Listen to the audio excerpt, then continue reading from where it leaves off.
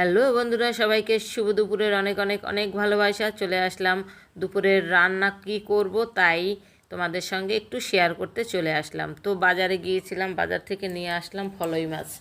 তো ফলই মাছ কিন্তু জ্যান্ত খেতে দারুণ লাগে, আর আমি কিন্তু জ্যান্ত জলের ফলই মাছ নিয়ে এসেছি। দেখো এখনও রক্ত টসটসে লাল। তো 3টা ফলই মাছ এনেছি, প্রায় 900 গ্রাম ওয়েট হয়েছে। তো বেশ বড় বড় সাইজের ফলই মাছ।